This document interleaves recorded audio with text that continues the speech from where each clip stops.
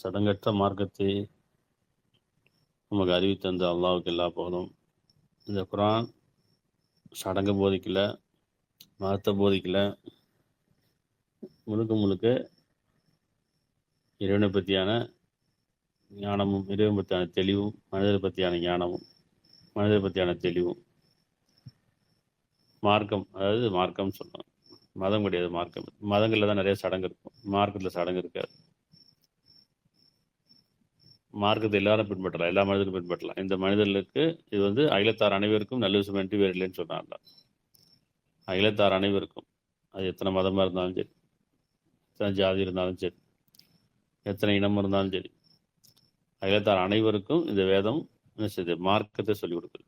அதனால் அகிலத்தார் அனைவருக்கும் நல்ல விஷயம் என்று வேறு இல்லை. இது மார்க்கம், பாதை. இந்த பாதையில் எல்லாரும் வரலாம்.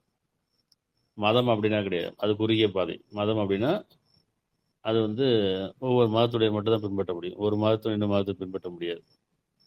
மதத்தில் என்ன இருக்குன்னா சடங்கு இருக்கும், சம்பிரதாயம் இருக்கும், நிறைய வந்து மூட நம்பிக்கைகள் இருக்கும், யூகங்களும் கற்பனையும் இருக்கும், மத அடையாளங்கள் இருக்கும். அப்படி ஒவ்வொரு மதத்துக்கும் ஒரு சடங்கு சம்பிரதாயம் இருக்கும், பாவத்துக்கான பரிகாரம் இருக்கும் இல்லையா? இதுதான் வந்து நடக்கும். இஸ்லாம் அப்படின்னு சொல்கிறது குர்ஆன் என்ன சொல்லுது? இஸ்லாம் வந்து மதம் கிடையாது, அது மார்க்கம். அது ஆனால் இந்த மார்க்கத்தில், இந்த இஸ்லாத்துலேயும் வந்து பார்த்திங்கன்னா நிறைய சடங்கு இருக்குது. பொதுவாக பார்த்திங்கன்னா மெயினாக வந்து எல்லாத்துக்கும் அறியாத புரியாத மக்கள் எல்லாத்துக்குமே வந்து இந்த ஃபாத்தியா ஓதுறது, மவுலுது ஓதுறது, யாசின் ஓதுறது, ஜியாத் பண்ணுறது, கத்தம் ஓதுறது, இப்படி நிறைய சடங்கு இருக்குது. இதெல்லாம் என்ன அப்படின்னு பார்ப்போம். நீங்கள் எதுக்கு எடுத்தாலும் ஒரு நல்லது கெட்டதுனால ஃபாத்தியா ஓதணும், யாசின் ஓதணும். நல்லது கெட்டதுனால ஃபாத்தியா ஓதணும், யாசின் ஓதணும், ஜியாரத்து, அப்புறம் இறந்தவங்களுக்கு ஜியாரத்து பண்ணுறது, அப்புறம் கபூரில் போய் ஃபாத்தியா ஓதுறது, அதுக்கப்புறம் வந்து மவுலுது ஓதுறது, இப்படி நிறைய இருக்கும். இதெல்லாம் என்ன இருக்குன்னா அர்த்தம் யாருக்கா தெரியுமா? ஃபாத்தியா நம்மால் என்னென்ன அர்த்தம் தெரியுமா? அசரத்து, மௌலானா, மௌலவி, ஆலிம்சா எல்லாம் ஒருத்தவங்க தான், வெவ்வேறு பேரில் கூப்பிடுவோம். ஒரு ஊரில் வந்து அசரத்து அப்படின்வாங்க, அந்த பள்ளியாசலில் வந்து தொழு வைக்கிறாங்க இல்லையா, பயன் பண்ணுறாங்க, அது 7 வருஷம் ஓதிட்டு வந்திருப்பாங்க, ஆலிம் ஆஃபீஸ் அப்படின்னு சொல்லி. அப்போ இவங்கள வந்து வீட்டுக்கு கூப்பிடணுன்னா என்ன சொல்லுவாங்க? அசரத்தை கூப்பிட்டுவாங்க, ஃபாத்தியா ஓதணும். அசரத்தை கூப்பிட்டு, மௌலானா கூப்பிட்டு, மௌலியை கூப்பிட்டு, இவங்களை கூப்பிட்டு என்ன செய்யணும்? ஃபாத்தியா ஓதணும், கத்தம் ஓதணும், மௌலுது ஓதணும், அடுத்து இறந்தவங்களுக்கு ஜியாரத் பண்ணணும். இப்படி வந்து நடக்கும். அவங்களும் வந்து என்ன செய்வாங்கன்னா ஃபாத்தியா ஓதிட்டு, மௌலுது ஓதிட்டு, ஜியாரத் பண்ணிவிட்டு, ஒவ்வொன்றுக்கும் ஒரு ரேட் வச்சுருப்பாங்க. வருவாங்க, சாப்பிட்டு அப்புறம் அவங்களுக்கான காசு வாங்கிட்டு போயிடுவாங்க. ஒருத்தவங்க வீட்டுக்கு அசரத்தை கூப்பிட்னாலே அங்கே ஃபாத்தியா ஓத போகிறாங்கன்னு அர்த்தம். ஒருத்தவங்க வீட்டுக்கு அசரத்து வராரு, அதாவது மௌலானா வராரு, வந்து ஆலிம்சா வராரு அப்படின்னா அங்கே வந்து ஏதோ ஃபாத்தியா ஓத போகிறாங்க, மௌலுது ஓத போகிறாங்க, அங்கே ஏதோ ஒரு சடங்கு நடக்க போகுதுன்னு அர்த்தம். இந்த குர்ஆன் வந்து தெளிவானது, விளக்கமானது, மனிதனுக்கு வாழ்க்கைக்கு வழிகாட்டி, வாழ்கிறதுக்கான வழி, இந்த உலகத்தில் வாழுங்காலங்கள் வழிகாட்டுது, மறுமைக்கானது. அப்போ நாம் என்ன செய்கிறோம், என்ன ஓதுறோம், என்ன படிக்கிறோம், எதுவுமே தெரியாமல் இருன்னு சொல்ல, நீங்கள் போதையில் இருக்கும்போது தொழுகைக்கு நெருங்காதீர்கள். போதை, எது போதை? நான் என்ன ஓதுறேன், என்ன படிக்கிறேன், என்ன சிந்திக்கிறேன், எனக்கு என்ன சொல்லப்பட்டிருக்கு, எதுவுமே தெரியாது. குர்ஆன் ஓதுறேன். பெரும்பாலும் நமக்கு குர்ஆன் ஓத தெரியாது, பெரும்பாலும் மக்களுக்கு குர்ஆன் ஓத தெரியாது. என்ன ஓதுறாங்களோ அதுவும் தெரியாது. யாராச்சும் ஓதுனாங்கன்னா அவங்க என்ன ஓதுறாங்கன்னு தெரியாது. அதெல்லாம் என்ன செய்வாங்கன்னு சொன்னால், ஒரு நல்லது கெட்டதுன்னா ஃபாத்தியா ஓதணும், அதனால் அசரத்து கூப்பிட்டு வந்து ஓதணும். அவர் வந்து என்ன செய்வார்? ஃபாத்தியா ஓதுவார், யாசின் முதல்ல யாசின் ஓதுவார், யாசின்ற ஒரு சூறா அத்தியாயம் இருக்கு. குர்ஆன்ல வந்து யாசின் 36 அத்தியாயம் இருக்கு. அப்ப இந்த யாசின் என்ன சொல்லப்படுது அப்படின்னு யாருக்காவது தெரியுமா அப்படின்னா தெரியாது. ஏற்கனவே யாசினை பத்தி ஒரு ஆடியோ போட்டிருக்கோம் இல்லையா? யாசினை பத்தி ஏற்கனவே ஒரு ஆடியோ போட்டிருக்கோம். அப்ப யாசின்ல 36 வசனம் இருக்கு, 36 அத்தியாயம் இருக்கு. அதே மாதிரி ஃபாத்தியா பார்த்தீங்கன்னு சொன்னா முதல்ல இருக்க 7 வசனம் இல்லையா? யாசின்ல எத்தனை வசனம் அப்படின்னு சொன்னா 83 வசனம் இருக்கு. யாசின் அப்படிங்கிற ஒரு சூறால 36 வசனத்துல 83 வசனம் இருக்கு சரியா? அதுல 70 வசனம் வந்து அல்லாஹ் சொல்றான், இது உயிருள்ளவர்களுக்கு அச்சமூட்டி எச்சரிக்கை செய்யக்கூடியதுன்னு சொல்றான். யாசின்ல 36 அத்தியாயத்துல 70 வசனம் வந்து இந்த குர்ஆன், இந்த யாசின், இந்த சூறா, இது வந்து யாசின் நம்ம ஏற்கனவே பார்த்தோம். யாசின்றது குர்ஆனுடைய மையப்பகுதி, குர்ஆனுடைய இதய பகுதி, இது உயிரோட்டம் அப்படிலாம் சொல்லுவாங்க.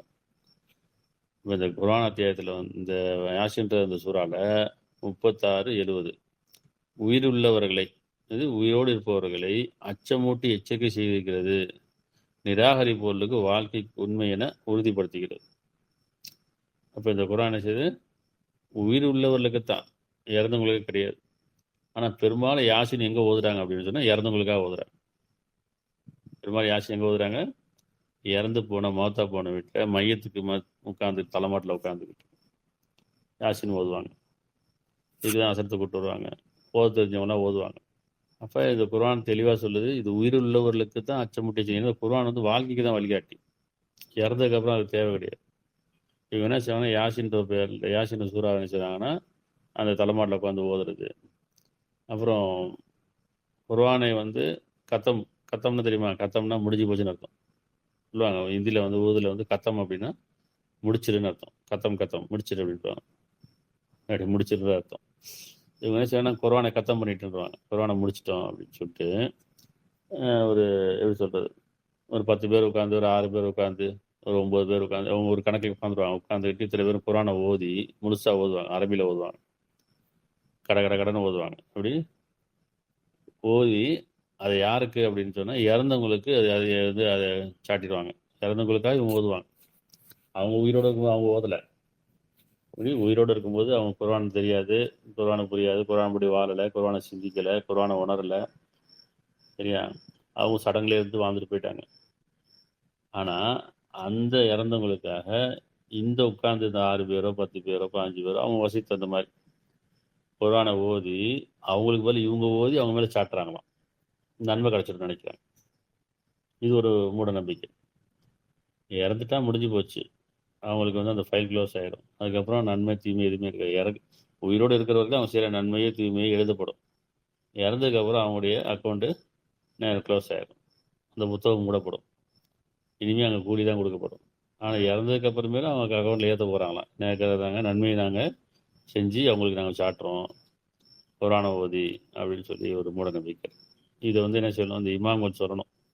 இமாம்கள், ஆலிம்ஸா இல்லையா, இந்த அசத்மார்கள் என்ன சொல்லணும்னா, இல்லைம்மா அதெல்லாம் ஓதக்கூடாது. அப்படி தலைமாட்டில் உட்காந்து யாசின் மையத்துனா இறந்தாங்க, அந்த தலைமாட்டில் உட்காந்து யாசின் ஓதுறது தப்பு, அது பாவம்.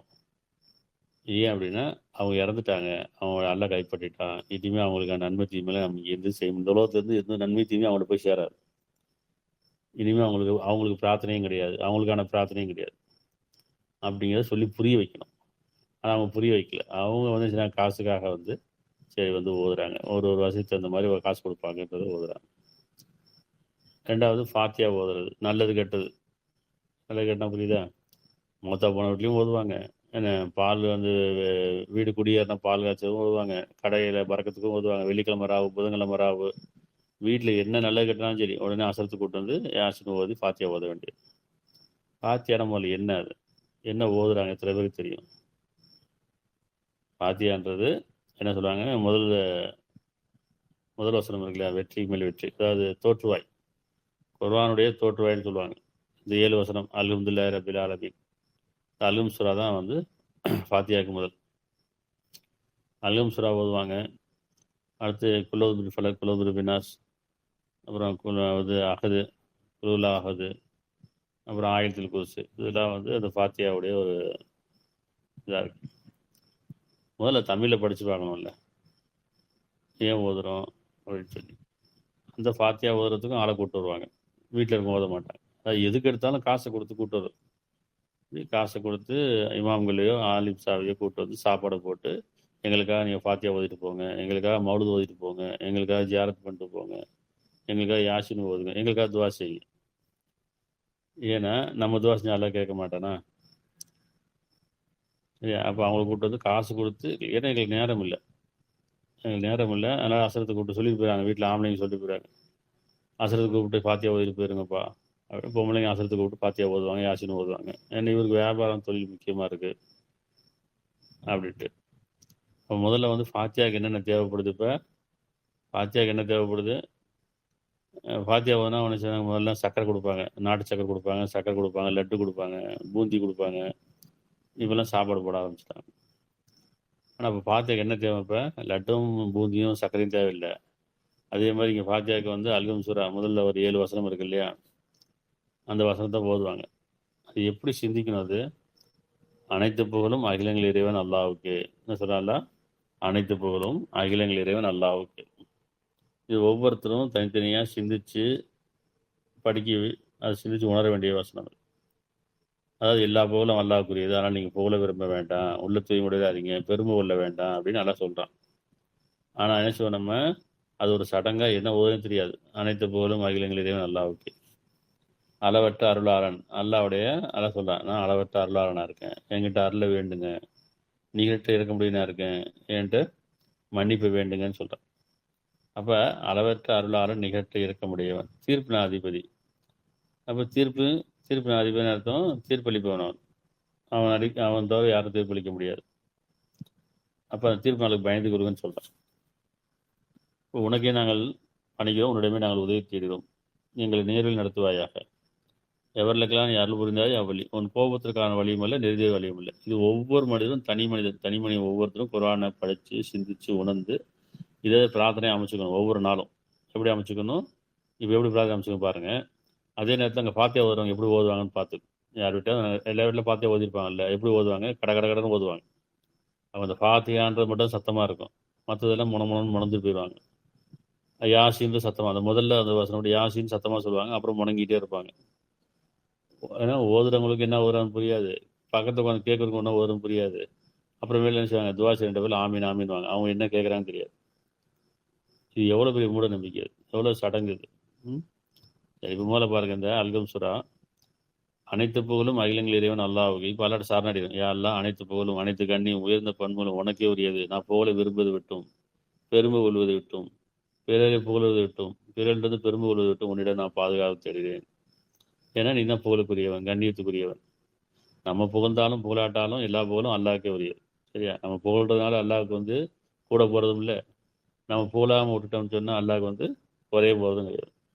சரி, இப்போ அளவற்ற அருளாளனே அவன்கிட்ட கேட்கணும், இறைவனே நீ அளவற்ற அருள், அந்த அகிலங்களை படைச்சிருக்க அளவற்ற அருளாளனே, உன் அருளுக்கு எங்களை சொந்தமாக்கி வை. நிகழ்த்த இருக்க முடியவனே, உன்னுடைய மன்னிப்புக்குரியவர்களை எங்களை ஆக்கி வை. தீர்ப்பு அதிபதியே, உன் தீர்ப்புக்கு நாங்கள் கட்டுப்படுறோம், உன் தீர்ப்புக்கு நாங்கள் அஞ்சு கொள்கிறோம். நீ நியாயமாக தீர்ப்பு அளிப்பவன், நீ எங்களுக்கு வழங்க நல்லது ஒரு தீர்ப்பு எங்களை வாழ வை. உனக்கே நாங்கள் பணிகிறோம், உன்ட சரணாகதி அடைகிறோம். உன்னிடமே நாங்கள் உதவி தேடுகிறோம் நேர்வழிக்காக, உன்னிடமே நாங்கள் உதவி தேடுகிறோம் எங்கள் நேர்வழிக்காக. எங்களை நேர்வழி நடத்துவாயாக, உனக்கு பொருத்தமான பாதையில் எங்களை வாழ வைப்பாயாக. நீ எவர்களுக்கெல்லாம் அருள் புரிந்தாயோ, நீ யாரெல்லாம் புரிந்து கொண்டாயோ அவ்வழி, உன் கோபத்திற்கான வழியும் இல்லை, சைத்தானுடைய வழியும் இல்லை, நெருதிய வழியும் இல்லை. இது பிரார்த்தனையை அமைச்சுக்கணும். ஆனால் இங்கே அப்படி கிடையாது. இது வந்து அசரத்தோ இல்லை மௌதானாவோ மௌலியோ ஓதுவார், கூட இருக்கலாம் உட்காந்து கேட்டுருப்பான். அவர் என்ன ஓதலாம் தெரியாது, தலையில் துணியை போட்டு கர்ச்சிப்பை கட்டிட்டு தொப்பியை போட்டுக்கிட்டு முக்காடை போட்டுக்கிட்டு உட்காந்து பயபக்தியாக உட்காந்துருப்பாங்க. அவர் ஓதுற வரைக்கும் அப்படியே கண்ணை மூடி உட்காந்துட்டு அப்படியே ஆழ்ந்த தியானத்துக்கு போன மாதிரி போயிடுவாங்க. இது எவ்வளோ பெரிய மூட நம்பிக்கை. அவர் என்ன சொல்கிறாரு கேட்கணும் அவர்கிட்ட. அசரத்தை நீங்கள் ஓதுனீங்களே, அதுக்கு விளக்கம் சொல்லுங்கள் அப்படின்னு கேட்கணுமா இல்லையா? யாராச்சும் கேட்டிருக்காங்க அது வரைக்கும்? சரி, அடுத்து அத்தியாயம் 113 116 112 பார்ப்போம். இந்த ஃபாத்தியாவுடைய மூலத்தனம் இதுதான், இவ்வளோதான் மூலம். இதை வச்சு தான் ஓதிட்டு இருப்பாங்க. குழுவுலா ஆகுது, அதாவது குழுவுலா ஆகுதுன்னா என்ன அர்த்தம் பாருங்க. அத்தியாயம் 112 கூறுகிறாக அல்லாஹ் ஒருவனே. அல்லாஹ் வந்து நபிகிட்ட சொல்லி அனுப்புகிறான், கடவுள் ஒருத்தர் தான் போய் சொல்லுங்க, அல்லாஹ் ஒருவனே. மனிதர், இது வந்து மனிதர்களுக்கானது, முஸ்லீம் மட்டும் கிடையாது, எல்லா மனிதர்களுக்கானது. அப்போ அல்லாஹ் எப்படி சொல்கிறது? அரபியில் நம்ம படிக்காமல் தமிழில் சிந்திக்கும் போது, அவருடைய தாய்மொழியில் சிந்திக்கும் போது உணர முடியும். கூறுங்கள் சொல்கிறாங்க, நீ கூறுவீராக, போய் சொல்லுங்க நபியே, போய் சொல்லுங்க. என்ன சொல்லுங்க? கடவுள் ஒருத்தன் தான் சொல்லுங்க, அல்லாஹ் ஒருவன் தான் சொல்லுங்க. அல்லாஹ் தேவையற்றவன். எப்படி? கடவுள் தேவையற்றவன், உங்களிடத்துல எந்த தேவையற்றவன். வானங்களிலும் பூமியிலும் படைக்கப்பட்ட எந்த ஒரு படைப்புமே அவன் தேவையற்றவன். அதனால அல்லாஹ் அவன் தேவையற்றவனா, கடவுள் உங்களிடம் தேவையற்றவன். அவன் பெறவும் இல்லை, பெறப்படவும் இல்லை. அவன் பெறவும் இல்லைன்னு சொல்றான். அப்படி அவன் பெறவும் இல்லைன்னு அர்த்தம். அவனுக்கு எதையும் பெற்ற பிள்ளைகள் கிடையாது. அவன் பெறப்படவும் இல்லை, அவனுக்கு தாய் தந்தரும் கிடையாது. அவனுக்கு ஒரு சந்ததியும் கிடையாது, அவன் யாருக்கு சந்ததியும் கிடையாது. இதுதான் வந்து பெறவும் இல்லை, பெறவில்லை. அவனுக்கு சந்ததி கிடையாது, அவன் யாருக்கும் சந்ததி கிடையாது, அவனுக்கு பெற்றோரும் கிடையாது, பிள்ளையும் கிடையாதுங்கிறான். அதே மாதிரி உங்களிடத்து எதையும் நான் பெறவும் இல்லை, பெறப்படவும் இல்லைங்கிறான். அன்றி அவனுக்கு நிகராக எவரும் இல்லை, அவனுக்கு நிகராக இங்கே எதுவுமே கிடையாது. அப்படி அந்த அளவுக்கு இவன் சொல்கிற. அப்போ நீ சொல்லுங்கன்னு சொல்கிறான். இது நம்ம புரிஞ்சுக்கணும். அப்போ கடவுள் என்ன செய்யணும்? அவனுக்கு இணை வைக்கக்கூடாது, அவனுக்கு எதையும் நம்ம படைக்கக்கூடாது. எப்படி? கடவுளுக்கு இணையாக நம்ம எந்த ஒரு பொருளையோ, எந்த மனிதர்களையோ, முன்னோர்களையோ, மூதாதையர்களையோ, அல்லது வந்து பெற்றோரையோ அல்லது பிள்ளைகளையோ யாரையுமே இணை வைக்கக்கூடாது. கடவுளுக்கு நிகராக வைக்கக்கூடாது. அடுத்து அவன் எந்த தேவைமற்றவன், அவனுக்கு எதையும் படைக்க வேண்டாம். நான் கடவுளுக்கு எதாவது செய்ய போகிறேன் அப்படின்னு சொல்லிட்டு அவனுக்கு எதாவது படைக்கிறேன் அப்படின்னு சொல்லி படைக்கிறாங்க இல்லையா? கடவுளுக்கு படைக்கிறாங்க இல்லையா? இது கடவுளுக்கு படைக்க போகிறேன். அவன் சொல்ல, நான் அவங்கள்ட்ட எந்த தேவைமற்றவன், எனக்கு எதுவும் தேவையும் கிடையாது அப்படின்னு. அது மாதிரி அவனுக்கு மனைவி பிள்ளைகளையோ அல்லது வந்து அவங்க பெற்றோரையோ கற்பிக்கக்கூடாது. சரியா? அவன் தனித்தவன் அப்படிங்கிறத புரிஞ்சுக்கணும். அப்போ இந்த அசர்த்து ஓதும் இதெல்லாம் சொல்லிக் கொடுக்கணும். அப்படி அந்த இமாம்கள் ஓதும் போது அல்ல இப்படிலாம் சொல்கிறாமா அப்படின்னு நினைச்சிடும். பள்ளியாசலில் பயன் பண்ணுறாங்க, அது பண்ணுறது யாருக்கும் தெரியாது. ஏன்னா அதுவும் அரபியில் ஓதுவாங்க, தமிழில் வந்து நிறைய வேறு கதைகள் சொல்லிட்டு இருப்பாங்க. ஆனால் குர்ஆனில் என்ன சொல்லக்கூடாது, தமிழில் சொல்லணும்ல. அதே மாதிரி தான் வீடுகளில் வந்து ஓதும் போது அந்த பெண்கள்ட்ட என்ன சொல்லணும்? அல்ல இப்படி தான் சொல்கிறாமா, நம்ம எதுவும் சடங்கு பண்ணக்கூடாது, இதெல்லாம் வந்து யாசின்லாம் சடங்கு, இப்படி இது உயிருள்ள பொருளுக்கு இந்த ஃபாத்தியாங்கிற ஒரு சடங்கு, அதுக்கான அர்த்தம் புரிஞ்சுக்குங்க, ஒவ்வொருத்தரும் தனியாக புரிஞ்சு வாழணும் அப்படின்னு சொல்லணும். சரி, அடுத்து அத்தியாயம் 113. கூறுவீராக, அதிகாலை இறைவனத்தில் நான் பாதுகாப்பு தேடுகிறேன். காலை பொழுது எந்த உடனே அல்லாட்ட பாதுகாப்பு தேடுங்க. இந்த பகல் பொது சோதனையாக இருக்குது, இதில் தான் நிறையா வந்து நம்ம வரமீறுதலும் இணைவிப்பதும் நிராகரிக்கிறதும் எல்லா பாவங்களும் இதில் தான் இருக்குது, பகலில் தான் இருக்குது. பாவம் புண்ணி ரெண்டும் இதில் தான் இருக்குது. அப்போ அந்த பாவத்தை நீக்கி புண்ணியத்தை தேடக்கூடிய வழியக்கூடியவன் சொல்லி அதிகாலையில் இறைவனத்தில் நான் பாதுகாப்பு தேடுகிறேன். அவன் படைத்த விட்டு தீங்கி விட்டும் அப்படின்னு சொன்னோம். நம்மகிட்ட இறைவனை நீ படைத்த விட்டு தீங்கி விட்டும். நன்மை தீமை இறைவன் தான் படைச்சிருக்கான். மனிதர்லையும் இறைவன் தான் படைச்சிருக்கான், ஜின்னிலையும் இறைவன் தான் படைச்சிருக்கான், நரகத்தில் இறைவன் தான் படைச்சிருக்கான், சொர்க்கத்தில் இறைவன் தான் படைச்சிருக்கான். அப்போ பாவம் புண்ணியம் என்ன செய்யுது? ரெண்டும் அவன் தான் படைச்சிருக்கான். இதில் யார் அழகி செல்வோட யார் என்று சோதரிக்காக படைச்சிருக்கான். அப்போ நீ படைத்தவற்றின் தீங்கி விட்டும் உன்னிடம் பாதுகாப்பு தேடுகிறேன். இருள் பரவும் போது உண்டாகும் இறைவன் தீங்கி விட்டும். இருளில் நமக்கு கண்ணு தெரியாது, இருளில் வந்து என்ன செய்யுது? தெரியாது. நமக்கு கண்ணு இருக்கும், பார்வை இருக்கும், ஆனால் இருட்டில் ஒன்றுமே தெரியாது. அந்த தீங்கி விட்டும், அதே மாதிரி இறைவன் தீங்கி விட்டும், இன்னும் மறைவான தீங்கி விட்டும். இருள் பரவும்போது நான் இறைவன் தீங்கி விட்டு பாதுகாப்பு தேடுறது, அதான் எனக்கு தெரியாத தீங்கு.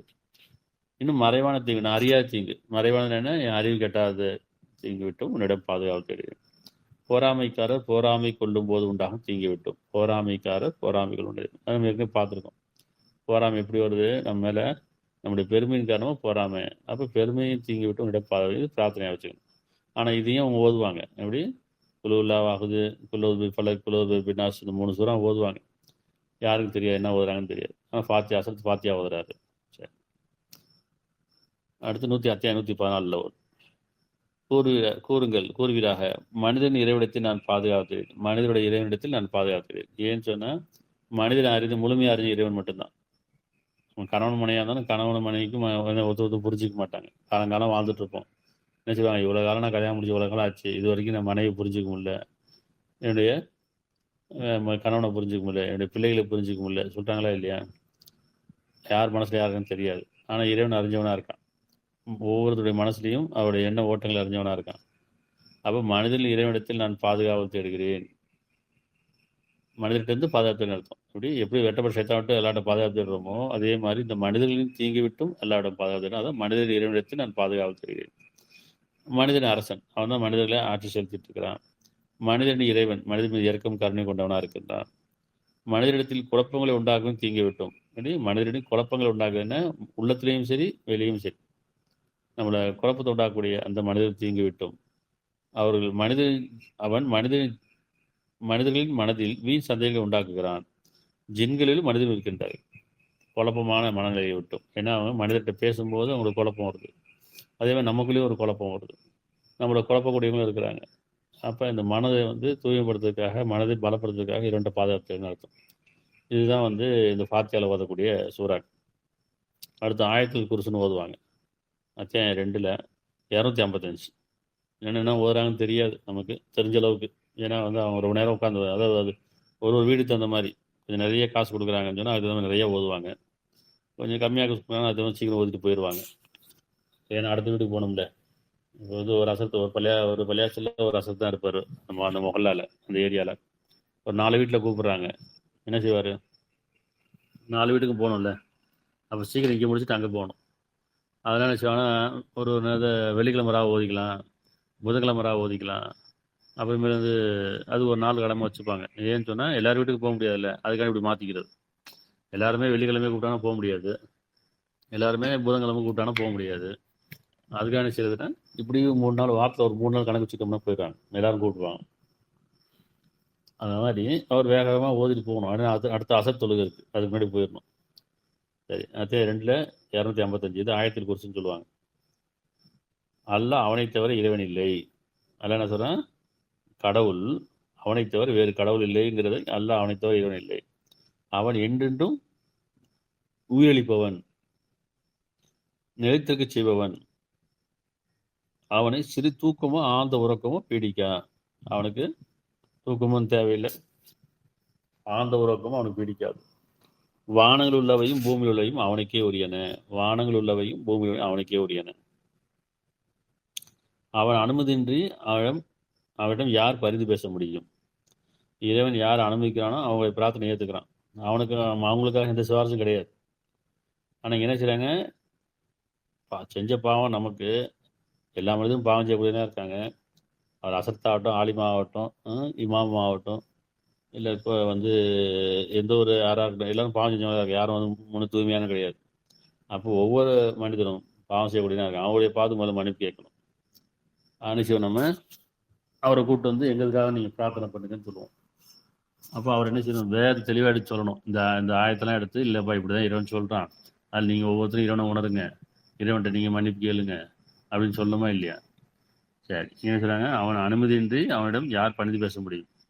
முன்னுள்ளவற்றையும் அவற்றுக்கு பின்னுள்ளவற்றையும் அவன் நன்கு அறிகின்றான். அவன் ஞானத்திலிருந்து எதனையும் அவன் நாட்டமின்றி எவரும் அறிந்து கொள்ள முடியாது. அவனுடைய ஆட்சி அதிகாரம் வானங்களையும் பூமியும் பறந்து நிற்கிறது. அவன் இரண்டையும் காப்பது அவனுக்கு சிரமம் அன்று. அவன் மிக உயர்ந்தவன், மகிமை மிக்கவன். இது இந்த ஆயத்தில் குர்ஸுன்னு சொல்லக்கூடிய அந்த சூறா. இவங்க என்ன செய்வாங்கன்னா, இந்த ஆயத்தில் குர்ஸ் என்ன செய்வாங்க? ஒரு அரபியில் வந்து ஒரு எழுதி, அது முதல்ல பிரிண்டில் வரும்.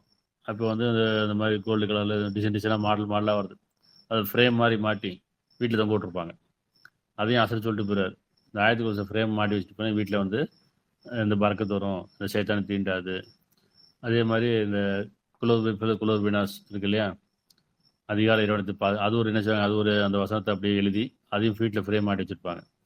இப்படி என்னெல்லாம் இந்த யாசின் சூறா ஃப்ரேம் மாட்டி வச்சுருப்பாங்க வீட்டில், வீடுங்களில், கடைகளில். இதெல்லாம் வந்து நினைச்சாங்க இந்த யாசின் சூறாவையும், இந்த குலோர் வினாஸ், இந்த ஆயத்துல் குர்ஸ், இதெல்லாம் நினைச்சாங்க ஒரு மக்கா மாதிரி ஒரு ஃபோட்டோ போட்டு அதுக்கு நடுவில் வந்து இதெல்லாம் எழுதி அங்கங்கே நினைச்சாங்க. இன்றைக்கி வந்து நிறைய மாடலாக வருது. இன்னைக்கு கோல்டு கலரில், சில்வர் கலரில் டிசைனாக வருது. இதெல்லாம் வந்து வீட்டில் மாற்றி பெரிய ஒரு வீட்டுக்கு தகுந்த வசதி தகுந்த மாதிரி செவத்தில் மாட்டி வச்சுருப்பாங்க. எப்படி மற்ற வீடுங்களில் போகும்போது சாமி போட்டா இருக்குமோ, மற்ற மதத்துக்குள்ள வீட்டுக்குள்ளே போகும்போது சாமி போட்டா இருக்கும், அவங்களுடைய கடவுளுடைய ஃபோட்டோ இருக்கும், முன்னோருடைய ஃபோட்டோ இருக்கும், அவங்க சில வாக்கியங்களை எழுதி வச்சுருப்பாங்க. அந்த மாதிரி இஸ்லாமிய வீட்டில் போனால், பெரும்பாலும் வீடுகளில் போனால் இந்த மாதிரி ஃபோட்டோக்கள்லாம் இருக்கும். இந்த யாசின் சூரா ஃபோட்டோ, இந்த ஆயத்துல் குர்ஸி ஃபோட்டோ, இந்த குலோபினாஸ். ஆனால் அவங்கள்ட்ட போய் இது என்னன்னு கேட்டால் தெரியாதுன்னுவாங்க. அந்த வீட்டில் இருக்கவங்கள்ட்ட இந்த ஃபோட்டோவில் என்ன இருக்குன்னு கேட்டால் தெரியாதுங்கன்னுவாங்க. ஏன்னா அவங்களுக்கு தெரியாது இது யாசின் சூறான்னுவாங்க, அவ்வளோதான். என்ன ஓதி இருக்குன்னு தெரியாது, என்ன ஓதிங்க படிங்கன்னா தெரியாது.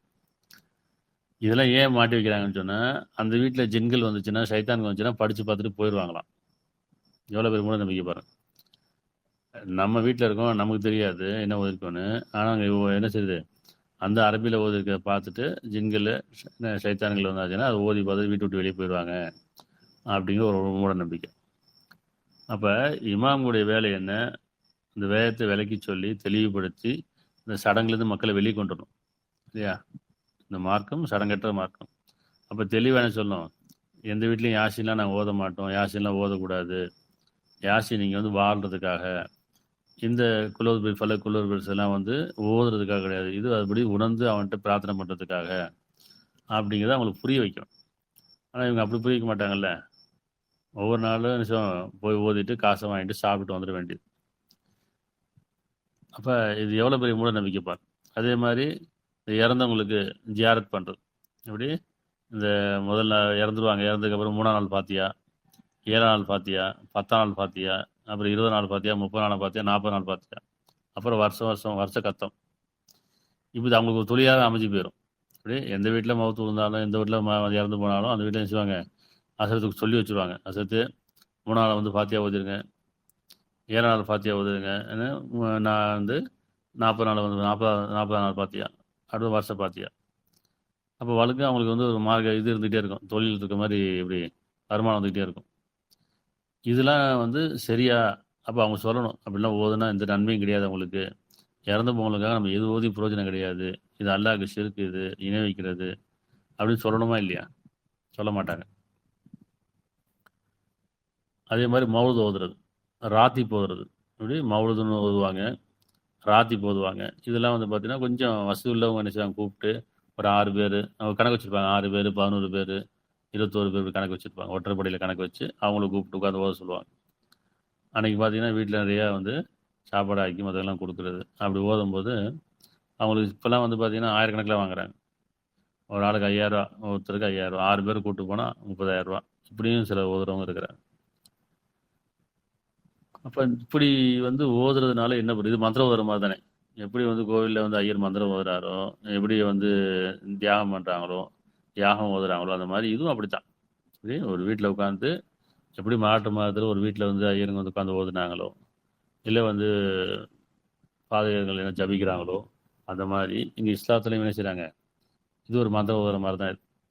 ஏன்னா வீட்டில் இருக்கவங்களுக்கு அந்த குடும்பத்தாருக்கு இவர் என்ன ஓதுறனே தெரியாது, இறந்து போனவங்களுக்கு இவர் என்ன ஓதுறாருன்னு தெரியாது. ஆனால் இவர் ஓதிட்டு என்ன செய்வார்? முடிஞ்சு, சரி ரைட் ஓகே, நன்மை கிடச்சிருமான்னா தெரியாது.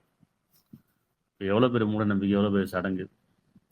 இப்போ ஃபாத்தியா ஓதலாமா அப்படின்னு சிந்திக்கணும். ஒவ்வொரு வீட்லையும் ஃபாத்தியா ஓதலாமா, யாசின் ஓதலாமா, கத்தம் ஓதலாமா. கத்தம்னா குர்ஆனை முடிச்சுட்டு அர்த்தம். குர்ஆன் முடியாது, வாழுங்காலங்கள்லாம் குர்ஆன் வாழ்ந்துகிட்டே இருக்கும். இது வாழுங்காலங்களில் குர்ஆன் அவசியம், அது கொண்டு தான் வாழணும், அது கொண்டு தான் வழி நடத்தணும். ஆனால் நம்ம இறக்குற வரைக்கும், அப்போ யார் இறந்துட்டாங்கன்னா அவங்க குர்ஆன் முடிஞ்சு போச்சுன்னு அர்த்தம். இப்படி வாழுங்காலங்களில் நம்ம குர்ஆன் தேவைப்படுது, அது வாழ்க்கைக்கு வழிகாட்டியாக இருக்குது. இப்போ இறந்ததுக்கப்புறம் அந்த குர்ஆன் வந்து முடிஞ்சிடுச்சு, அந்த குர்ஆன் அப்புறம் சாட்சி சொல்ல ஆரம்பிச்சிடும். சரியா? ஆனால் என்ன செய்றாங்கன்னா, இறந்தவங்களுக்காக நான் குர்ஆனை ஓதுறேன். அதே மாதிரி யார் பேராச்சும் என்ன செய்யுது, ஓதி ஹதியா கொடுக்குறது, குர்ஆனை ஓதி அவங்க பேரால் சாட்டுறது.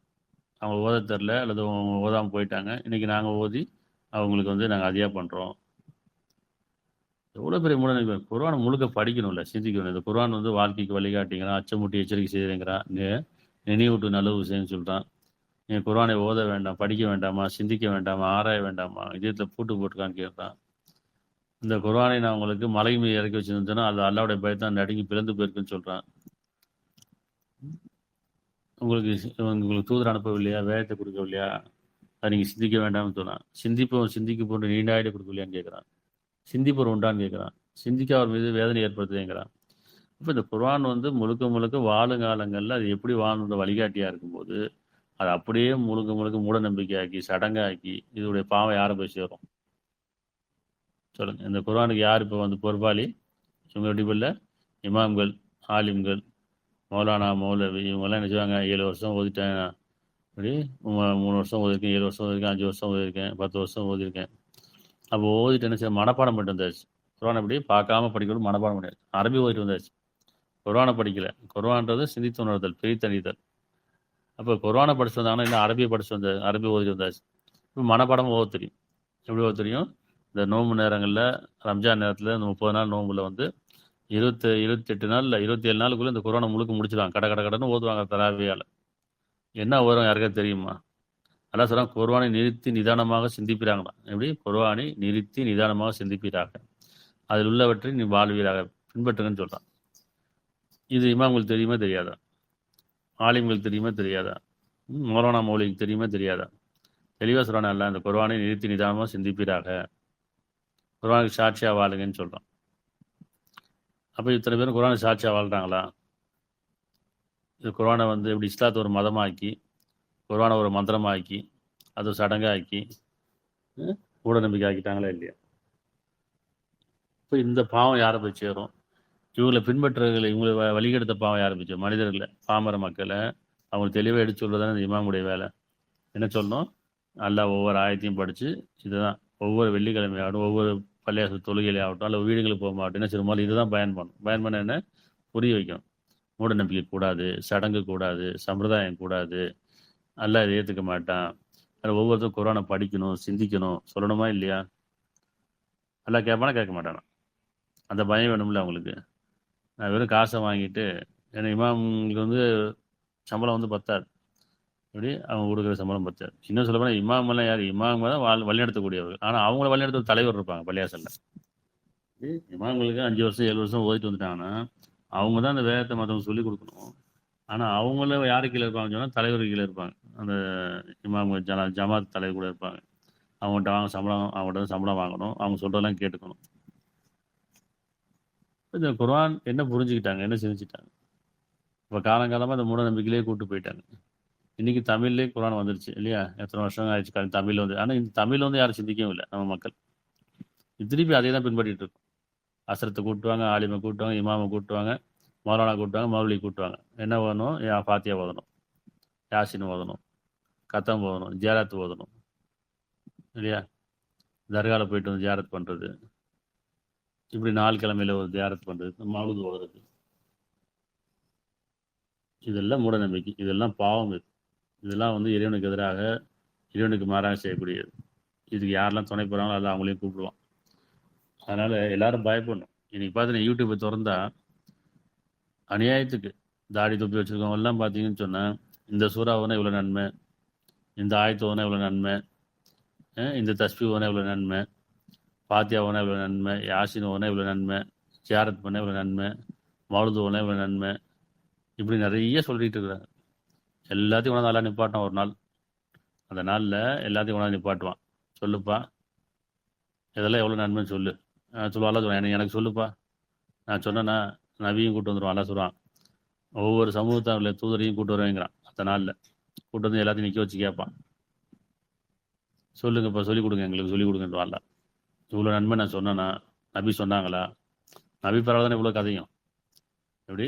அல்லாஹ் மீதும் இறுதி நாள் மீது நம்பிக்கொள்ளுங்கள், தூதர் மீதும் வானவர் மீது நம்பிக்கொள்ளுங்கன்னு சொன்னதுக்கப்புறம் இங்கே எல்லாத்துக்கும் என்ன செய்யணும்? நபி மேலே பிரியம் இருக்குது, அல்லாஹ் மேலே பயம் இருக்குது. அப்போ யார் சொன்னால் இவங்களுக்கு நம்புவாங்கன்னா, நபி சொன்னாங்க, ரசூல்லா சொன்னாங்கன்னு சொல்லி நிறைய கதைகளை விட்டுக்கிட்டே இருக்கிறாங்க. அல்லாஹ்க்கு பயப்படணுமா இல்லையா? மறுமைக்கு பயப்படணுமா இல்லையா? திடீர்னு மவுத்து வந்துடும். அந்த நேரத்தை உணர்வாங்க, நம்ம இவ்வளோ பாவம் செஞ்சுட்டு போயிட்டோமே, இவ்வளோ பொய் சொல்லிட்டோமே, மக்களை இவ்வளோ வழிகெடுத்துட்டோமே, என்ன பிரயோஜனம்? அப்படி மவுத்தா போயிட்டாங்க, இறந்து போயிட்டாங்கன்னா இறந்து போனதுக்கப்புறம் அவங்களுக்கு எந்த நன்மையும் செய்ய முடியாது. அவங்க பிரார்த்தனை அவங்களுக்கு பயனளிக்காது. அந்த இறுதி தருவாயில் அவங்களுடைய பிரார்த்தனையோ அவங்களுடைய பாவமன்னிப்போ ஏற்றுக்கொள்ளப்படாது. அவங்களுக்காக நம்ம பிரார்த்தனை பண்ணுறோம், அவங்களுக்காக நம்ம வந்து பாவமன்னிப்பு கேட்கணும்னு சொன்னால் இறைவன் எப்படி ஏற்றுப்பான்? ஏன்னா நம்மளும் பாவம் செஞ்சவங்கள தானே இருக்கும். நம்முடைய பயம் எப்படி வரணும்? அவங்க இறந்துட்டாங்கல்ல, அதே மாதிரி நமக்கு ஒரு இறப்பு வருமே. அப்போ நம்ம இப்போ என்ன செய்யணும்? பாவத்தோட்டு விலகணுமே, இறைவனுக்கு இணைவு விட்டு விலகணுமே, சடங்கு செய்யக்கூடாது, நன்மை செய்யணுமே, வரணுமா இல்லையா? அதில் கேளுங்க. இன்ஷா இறைவன் நாடுனா நீ அடுத்து ஒவ்வொரு வீட்லையும் ஃபாத்தியா ஓதும் போது அந்த அசத்தை உட்கார வச்சு, மௌலானா உட்கார வச்சு, மௌலை உட்கார வச்சு, அசத்து இந்த ஃபாத்தியான மௌலை என்ன எங்களுக்கு விளக்கமாக எடுத்து சொல்லுங்க, இந்த மௌலுதுனா என்ன, அப்படி இந்த கத்தம் ஓதுனா என்ன, யாசின்னா என்ன, ஜியாரத்துனா என்ன அப்படின்னு சொல்லி குர்ஆன்லேருந்து விளக்கம் கேட்கணும். அவங்க குர்ஆனை விட்டு வெளியே போயிடுவாங்க. அப்படி குர்ஆனை விளக்கம் சொல்லுன்னு சொன்னால் நிறைய கதைகளை கொண்டு வருவாங்க, வரலாறை கொண்டு வருவாங்க. இல்லை குர்ஆன்லேருந்து நீங்கள் ஒவ்வொரு ஆயத்தை எடுத்து சொல்லுங்கள் எங்களுக்கு அப்படின்னு கேட்கணும். நம்மளும் குர்ஆனை கையில் வச்சுக்கணும். அப்படியே நம்மளும் குர்ஆனை வச்சுக்கணும். பெண்கள் என்ன பெரும்பாலும் வீடுகளில் ஓதும்போது பெண்கள் தான் இருப்பாங்க, ஆண்கள்லாம் வெளியே வேலைக்கு போயிடுவாங்க. சில பேர் இருப்பாங்க, சில பேர் இருக்க மாட்டாங்க. ஆனால் பெண்கள் தான் பெரும்பாலும் வீட்டில் இருப்பாங்க. இந்த பெண்கள் என்ன செய்யணும், குரான் எடுத்து கையில் வச்சுக்கணும், ஒரு பேனா பெருசாக எடுத்து வச்சுக்கணும். எடுத்து வச்சுட்டு ஹசரத்து சொல்லுங்க இமாமு, அது மௌலானா மௌலவி எங்களுக்கு சொல்லுங்க. முதல்ல வந்து ஆயத்துல் குர்சினா என்ன, அதுக்கு விளக்கம் சொல்லுங்க. இல்லையா, ஃபாத்தியாக்கு என்னென்ன ஓதுறீங்க அது விளக்கம் சொல்லுங்க. மௌலுது என்னென்ன ஓதுறீங்க விளக்கம், குரான் எங்கே இருக்குது இதெல்லாம், இது வாழ்க்கை வழிகாட்டியா அல்லது வந்து இறந்து போனவங்களுக்கு ஓதலாம். முதல்ல இறந்து போனவங்களுக்கு ஓதலாமா, கத்தம் ஓதலாமா? அவங்க மௌத்தா போயிட்டா அவங்க கணக்கு முடிஞ்சு போச்சு. இப்போ நம்ம தான் வாழ்ந்துட்டு இருக்கு. இப்போ நம்ம கணக்கு தான் ஓடிட்டு இருக்கு. நம்ம கணக்கு தான் லைவ்ல ஓடிட்டு இருக்கு இல்லையா? அவங்க இறந்து போனவங்க கணக்கு முடிஞ்சு போச்சு. அவங்களுக்காக நம்ம ஏதாவது செய்ய முடியுமா? அப்போ என்ன செய்யணும், வாங்க சிறுத்து வாங்க சாப்பிடுங்க, அப்படி வார வாரம் வாங்க சாப்பிடுங்க. ஏன் ஃபாத்தியாலாம் ஓதாதீங்க, மௌலுதெல்லாம் ஓதாதீங்க, இதெல்லாம் தப்பு. ஜியாரத்லாம் பண்ண வேண்டாம், அதெல்லாம் நாங்கள் பண்ணிக்கிறோம், நீங்கள் வந்து சாப்பிட்டு போங்கன்னு சொல்லுங்க. வரமாட்டாங்க. சாப்பாடு மட்டும் கூட்ட வரமாட்டாங்க. நாங்கள் ஏதாச்சும் செஞ்சு தான் சாப்பிட்டு போகணும். இப்போ இது வந்து எதுக்கு சொல்கிறேன்னா, இமாம்களுடைய கடமை என்னது, இந்த குர்ஆனை தெளிவாக எடுத்து உரைக்க வேண்டியது அவங்களுடைய கடமை. ஏன்னா 7 வருஷம் ஓதிட்டு வந்தேன், 4 வருஷம் ஓதிட்டு வந்தேன், நான் ஆஃபீஸாக இருக்கும் ஆலிமாக இருக்கோம்னா, இமாம்னா என்ன, வழிகாட்டின்னு அர்த்தம். அதெல்லாம் சொல்கிறான், இப்ராஹிமை நான் இமாமா ஆக்குறேன், மக்களுக்கு இமாமா தலைவர் ஆக்குறேங்கிறான். அப்போ அந்த தகுதியில் அவங்க சரியாக இருக்கணும்ல. இமாமுடைய தகுதி என்ன, மக்களை வழிநடத்தக்கூடியவர்களாக இருக்கணும். எப்படி வழிநடத்தணும், நேரான பாதையில் வழிநடத்தணும், சத்திய பாதையில் வழிநடத்தணும், வேதத்துக்கு சாட்சியாக வழிநடத்தணும், இறைவனுக்கு உண்மையாக வழிநடத்தணும், தூதருக்கு உண்மையாக வழிநடத்தணும். அதை விட்டுட்டு இறைவனுக்கு மாறா தூதர் சொல்லாதெல்லாம் சொல்லிக்கிட்டு வேதத்தை அறிவிக்காம சும்மா வந்து நான் ஓதிட்டேன் அப்படின்னு சொல்லிட்டு அடுத்து கதைகளை சொல்லி உட்காந்துட்டு, இதில் எவ்வளோ பெரிய பாவம் இருக்குங்கிறது உணர்ந்தா புரியும். யாரையும் குற்றம் குறை சொல்லலை, நாம் உணர்ந்ததுக்காக நம்ம உணர்வுன்றதுக்காக நம்ம சொல்லிட்டு இருக்கோம். நம்ம யாரையும் நம்பி பின்பற்றி போயிடக்கூடாது. ஒவ்வொருத்தரும் அவங்க வீட்டில் தனித்தனியாக அவங்க பிள்ளைகளை ஓத வைக்கணும், நாம் படிக்கணும், சிந்திக்கணும். ஒவ்வொருத்தரும் சிந்திக்கணும், நம்முடைய மொழியில் சிந்திச்சு இதன்படி வாழணும். சடங்கில் போயிடக்கூடாது. இந்த மார்க்கம் சடங்கற்ற மார்க்கம். இந்த மார்க்கத்தில் மூட நம்பிக்கை கிடையாது. இந்த இஸ்லாம்ன்ற அந்த மார்க்கத்தில் மூட நம்பிக்கை கிடையாது. இது அகிலத்தார் அனைவருக்கும். அதனால் இறைவனுக்கு பயப்படுவோம். இறைவனே, திருப்பி அந்த முதல் அத்தியாயம் 7 சூறா இருக்கு இல்லையா, ஃபாத்தியா. இந்த ஃபாத்தியான தெரியுமா, தோற்றுவாய்னு அர்த்தம். ஃபாத்தியானா தோற்றுவாய். தோற்றுவாய்னு குர்ஆனுடைய முதல் அத்தியாயம் இது. அந்த முதல் அத்தியாயம் தோற்றுவாய்னு சொல்லுவாங்க இல்லையா. அப்போ இதுதான் ஃபாத்தியான்னு சொல்லிட்டு இருக்கிறாங்க. அரபியில் நமக்கு ஒன்றும் தெரிய மாட்டேங்குது. இப்போ தோற்றுவாய்னு சொல்லி பாருங்களேன், வரவங்க ஆசிரியர் தோற்றுவாய் ஓதுங்கன்னு சொன்னால் ஓதுவாங்க. தோற்றுவாய் ஓதுங்க என்னன்னு தெரியாது. அதே சொல்லுவாங்க, அனைத்து புகழும் அகிலங்கள் இறைவன் அல்லாஹ் உனக்கே உரியது. நாங்கள் புகழை விரும்புவது விட்டும் பெருமை விட்டு உன்னிடம் பாதுகாப்பு தேடுகிறோம். நீ அளவற்ற அருளுக்கு எங்களே ஒருத்தராக்கி வைப்பாய். அருளுக்கு சொந்தமாக்கி வை. நிகழ்ட்ட இருக்க முடியவனே, உன்னுடைய மன்னிப்பும் கருணைக்கும் உரிவில் எங்களை ஆக்கி வை. தீர்ப்பு அதிபதியே, உன் தீர்ப்புக்கு நாங்கள் கட்டுப்படுறோம், தீர்ப்புக்கு பயப்படுறோம். நீ நல்லது திருப்பி எங்களை வாழ வை. உனக்கே நாங்கள் பணிகிறோம், உன்னிடமே நாங்கள் உதவி தேடுகிறோம், உன்னுடைய சரணாகதி அடைகிறோம். எங்களை நேர்வில் நடத்துவாயாக. எவர்களுக்காக நீ அருள் புரிந்தாய் அவ்வழி. உன் கோபத்திற்கான வழியும் இல்லை, ஷைத்தானின் வழியும் இல்லை, அவனை பின்பற்ற வழியும் இல்லை. இது பிரார்த்தனை வச்சு. அதே மாதிரி அதிகாலை இறைவனத்தில் பாதுகாப்பு தெரியும், அந்த பிரார்த்தனை வச்சு. அதில் இன்னி ஒவ்வொருத்தரும் நினைச்சிடும், ஒன்று நம்மளே படித்து சிந்திச்சு அப்படி வாழணும். அப்படி இமாமங்களை கூப்பிட்டோம், அஜரத்தை கூப்பிட்டாங்க, அவங்கள உட்கார வச்சு எங்களுக்கு இந்த ஃபாத்தியாக்கான விளக்கம் சொல்லுங்கள், மௌலுத்துக்கான விளக்கம் சொல்லுங்கள், கண்டிப்பாக நன்மை போய் சேருமா, மௌத்தா போனவங்களுக்கு ஓதுனா போய் சேருமான்னு அவங்கள்ட்ட கேளுங்க. கேரண்டி கேளுங்க, கண்டிப்பாக ஓது கேட்க. அப்படி கேட்டால் அவங்க என்ன பதிச்சுறாங்கன்னு பாரு. சார் அல்லா நம்மளையும் நம்ம குடும்பத்தாரையும் நம்ம சந்ததிகளையும் நம்பிக்கொண்ட ஆண்களையும் பெண்களையும் இந்த சடங்கு சம்பிரதாயம் விட்டும் மூட நம்பிக்கையை விட்டும் இறைவனுக்கு மார்சை விட்டும் இணைப்பை விட்டும் பாதுகாத்து சத்திய பாதையில் வேதத்துக்கு சாட்சியாளர்களாக இன்னும் உண்மையாளர்களாக நன்மை செய்யக்கூடிய ஆக்கி வைப்பானாக. நிச்சயமாக அல்லா நம்ம மீது இறக்க முடியும் கருணையாலும். எல்லா புகழும் அகிலங்களிலே நல்லாக்கூடியது.